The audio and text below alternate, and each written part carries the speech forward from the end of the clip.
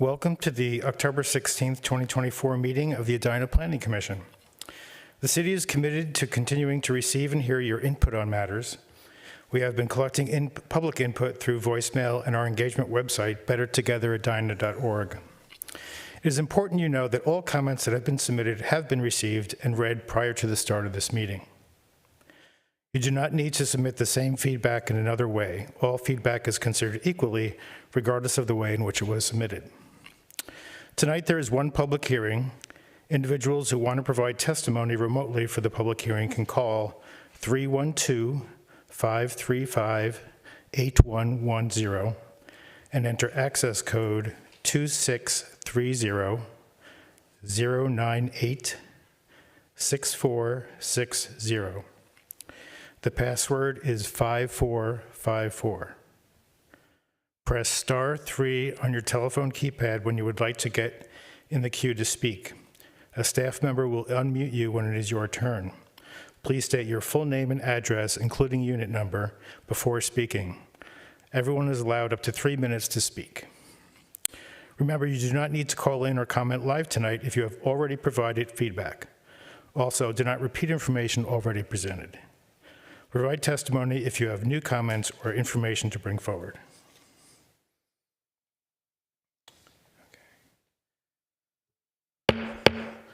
Call to order the October 16th meeting, 2024. Roll call. Commissioner Alkire? Here. Commissioner Padilla? Here. Commissioner Smith? Here. Commissioner Jha? Here. Commissioner Felt? Here. Chair Miranda? Here. Okay, the first, or the next item on the agenda is the approval of the meeting agenda. Do I have a motion to approve the meeting agenda? Motion to approve. Is there a second? Second. All in favor say aye. Aye. Aye. Any not in favor say nay. Okay, that passes. The next is the approval of the meeting minutes. We have the Planning Commission meeting minutes from September 25th, 2024. Motion to approve. Do I have a second? Second. All in favor say aye. Aye. Not in favor say nay. Okay, passes. Okay. We will now hear from residents in person who would like to speak about something not on tonight's agenda or scheduled for a future public hearing. You may speak for up to 3 minutes. After giving your full name and address, including unit number, the green light at your podium will turn on. When you have 30 seconds remaining, the yellow light will turn on. When you're out of time, the red light will turn on.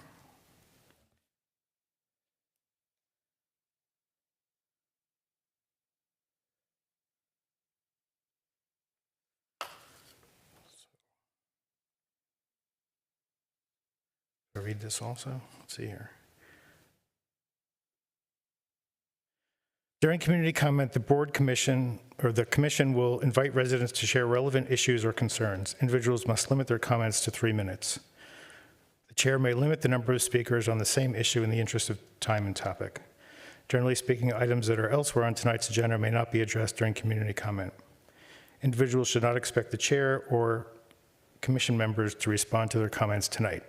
Instead, the commission might refer the matter to staff for consideration at a future meeting. Is there anyone here who wants to speak?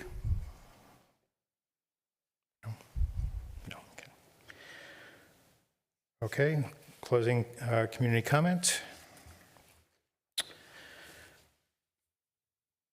We have one public hearing tonight. Let's see. A 10.9-foot front yard setback variance from the required 38.2 feet for a garage addition to be 27.3 feet to the north lot line at 5409 Grove Street. The homeowners are proposing a 2-story garage addition to the east side of the existing attached garage. Chris Acker, Assistant Planner, will present. Thank you, Chair, members of the Planning Commission. This is a request for a variance at 5409 Grove Street from Section 36-439 of the Edina City Code to allow a 10.9-foot front yard setback variance from the 38.2-foot requirement to be 27.3 feet from the front lot line to allow a side addition to an existing attached two-car garage. The subject property is located on the south side of Grove here, and it is adjacent to a cul-de-sac. It also has XL high lines along the east side of the property. There's a 50-foot wide easement that can't be built within along that easement area. And then further east, you have railroad tracks, and on the other side of the railroad tracks are homes that are backing up to the railroad tracks. So the only directly affected neighbor by the request would be the property owner that is directly to the west, who actually is, this setback to the property to the west is the one that sets up the setback requirement for 5409. And they have a slightly deeper setback at 38.2 feet from the porch of the existing home that's adjacent, but to the front corner of the existing house, it's 30 feet away because of the curvature of the cul-de-sac. And then for the addition, which is going directly east, and that is this area right here, which is actually inset further from the front wall of the garage, that will be 27.3 feet away, because as you go further east, because of the cul-de-sac, that front yard setback starts cutting deeper into the lot. And you can see that with this graphic. The pink area is the front yard area. The setback is along here. The existing home is slightly non-conforming right here, but then to add on to the garage towards the east, this red area illustrates the overlap into the setback area.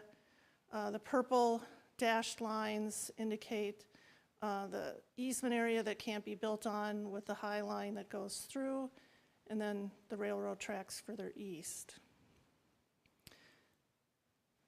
So what the proposal is that the garage currently is undersized for a two-car garage, and they can't fit both of their cars in it. They would like to add on an additional garage stall. They also would like to have a sport court room behind the garage, and then above that, they would have an office area. The sport court would be open above to below, and you can see this 3D view of the garage as you're looking south, and then also as you're looking north, this would be the back wall of the new addition to the garage. So this would be the section, garage on the lower level, new office space above, and then that sport court behind. The rear elevation, this gives you a site plan showing that addition to the existing house. And then the new front elevation and east elevation that is facing the railroad tracks. So Minnesota state statutes and the ordinances require the following conditions must be satisfied affirmatively to grant a variance: that the proposed variance will be in harmony with the general purpose and intent of the ordinance. The purpose and intent of the front yard setback requirement is to provide a consistent minimum space from structures to the lot line adjacent to the street. However, the code allows for deeper setbacks if somebody chooses to build further back on the lot, which then affects adjacent properties who wish to expand. It can make another property non-conforming, which in this instance is the case. The house is slightly non-conforming, and then to go further east, it gets just that much more non-conforming. A deeper front yard setback is required for the property given the front yard setback to the neighbor to the west. The ordinance does not account for the deep curve of the cul-de-sac, with setbacks pushed deeper into the lot and misaligned with the front of the home. The variance would be consistent with the comprehensive plan. The comprehensive plan guides the property at low-density residential. That will not change. It continues to be a house. It's an addition to the garage. There are practical difficulties in complying with the ordinance. The term practical difficulty means that the property owner proposes to use the property in a reasonable manner not permitted by the zoning ordinance. The proposed use is permitted in the R1 single dwelling unit zoning district and complies with all zoning standards with the exception of the front yard setback. The curvature of the cul-de-sac and required setback forces the addition further south on the lot with an Xcel Energy High Line easement restricting much of the expansion opportunity that you would normally assume the lot would have. The practical difficulties are caused by the existing location of the home as it relates to the home to the west, the required average front yard setback, the right-of-way based on the neighbor's front yard setback, and the impact of the cul-de-sac curvature of the building placement. The plight of the landowner is due to circumstances that are unique to the property, not common to every similarly zoned property, and that are not self-created. The property was developed with the north front yard setback closer to the lot line than currently allowed, given the neighbor's setback. Additions to the property are affected by the required front yard setback established by the neighbor and the existing conditions of the lot, which are not self-created. Will the variance alter the essential character of the neighborhood? Granting the variance will not alter the essential character of the neighborhood. The front yard setback of the addition will allow for a logical extension of the existing non-conforming garage with all of their zoning requirements in compliance. The area affected to the east of the Xcel Energy High Line easement and railroad tracks, so there's no affected neighbor directly adjacent to the improvement. Staff does recommend approval of the 10.9-foot front yard setback variance from the 38.2-foot requirement. Approval is based on the following findings. The practical difficulty is caused by the required average front yard setback requirement, the cul-de-sac setback impact, and the existing location of the house.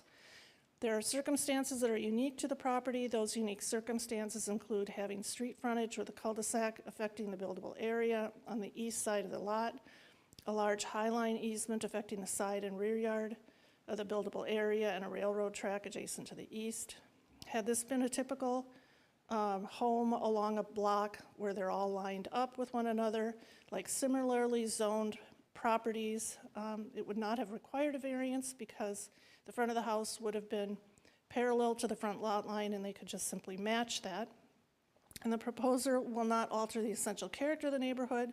The garage is of a similar design to the house with matching materials.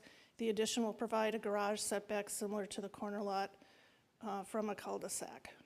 Any approval should be subject to the following conditions: subject to plans and surveys, date stamped September 9th, 2024, compliance with the engineer's memo dated October 10th, 2024, and compliance with the tree ordinance. There were a number of comments in Better Together Edina. All of them were positive.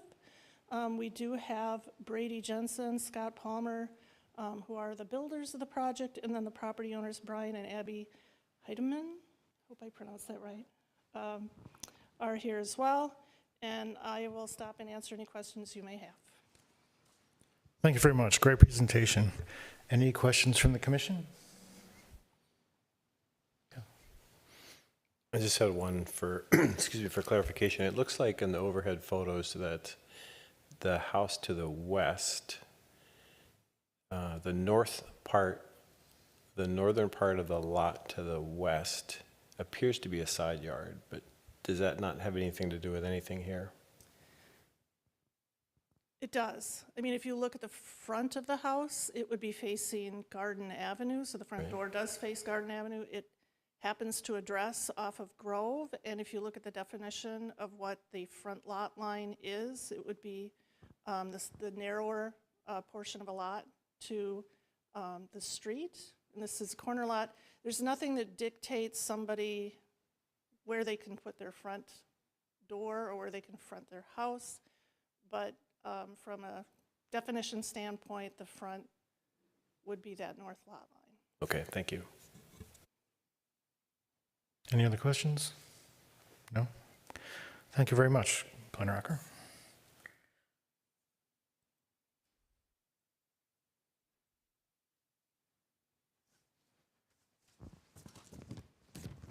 Now we'll have MSP Homes or the property owners present.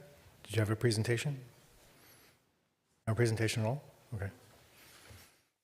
Okay. All right. We will now hear from residents who would like to provide testimony Individuals who want to provide input remotely for the public hearing can call 312-535-8110 and enter access code 2630-098-6460. The password is 5454. Press star 3 on your telephone keypad when you would like to get in the queue to speak. Callers, if you are watching the meeting on any other device or television, please mute that before speaking so there's not an echo or feedback. When you hear the prompt on your telephone that you've been unmuted, please begin speaking by giving your name and address, including unit number, for the record. You will then have 3 minutes to speak. Remember, it is not necessary to provide testimony if you have already provided comments via voicemail or bettertogether@edina.org. Call in if you have new comments or information to bring forward. Okay, so I guess first we'll have anyone in the audience? Seeing none, guess we should wait a minute. We can. I did start the timer when Okay. you started talking, and so we have about 15 seconds left, if that works for you. We'll Sure. just wait. Is there anyone on the line, or? No. No, okay.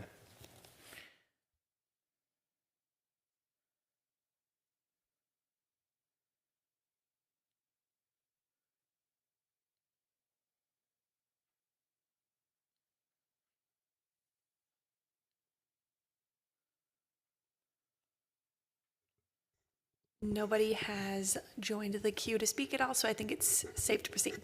Okay, great, thank you. All right, then do we have a motion to close the public hearing? So moved? Second? Second. All in favor, say aye. Aye. Aye. Anyone not in favor, say nay. Okay.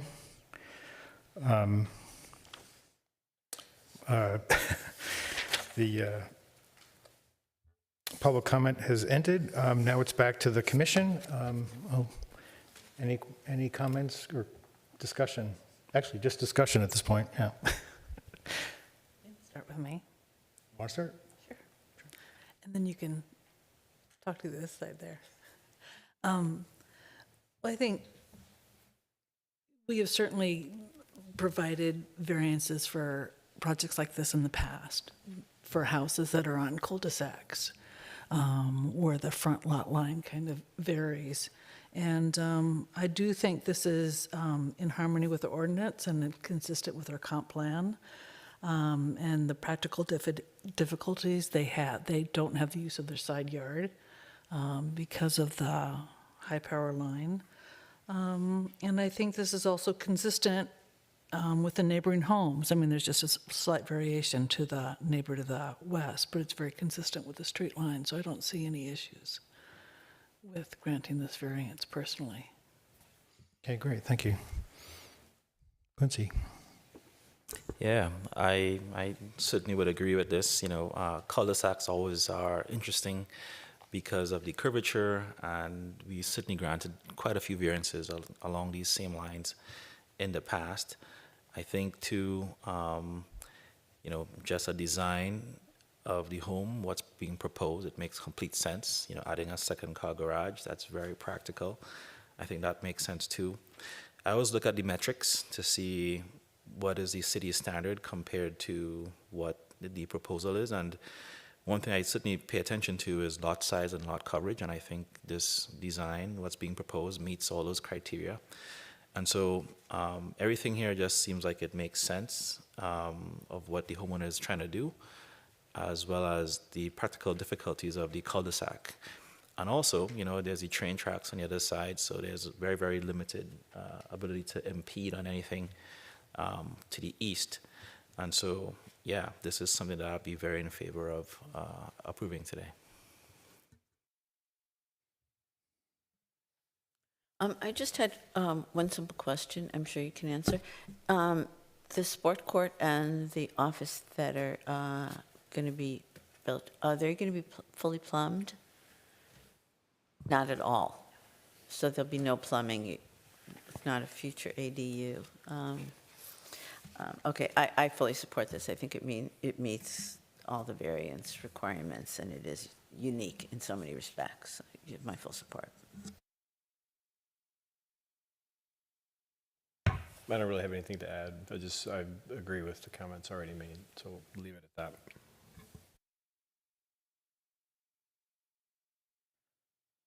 Okay, my only comment is well, I guess two things.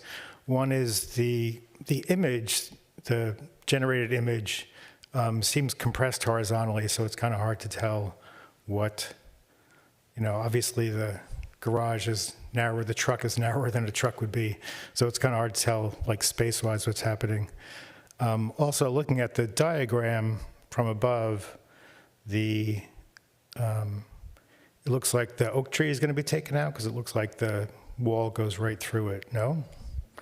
Okay, because that's what it looks like. Can someone speak to that on the...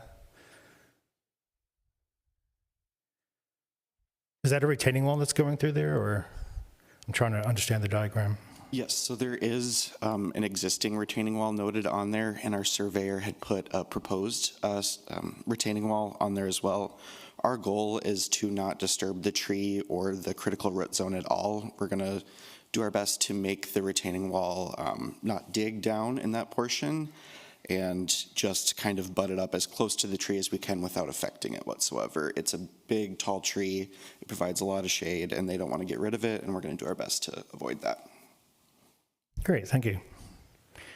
Okay, then I guess I agree with my fellow commissioners. I don't really have anything else to say. And the feedback on Better Together was very positive, and they made some good comments. So anyone have a motion? Motion to approve? Do we have a second? Second. Any further discussion? No. All in favor, say aye. Aye. Aye. Non in favor, say nay. Okay. Passes. Thank you. Congratulations. Yeah. It's not always scary. Okay, great. Well, that concludes our public hearing. Next, we have reports and recommendations. No, we have none. Okay. Chair and member comments. Anyone? No? Okay. Staff comments. No, sir. No staff comments. Are we going to set a record tonight? Okay, I have a motion to adjourn. Motion to adjourn. Second? Oh, I second. okay. Okay. All in favor, say aye. Aye. Aye. Meeting adjourned. Thank you. Commissioner Miranda, you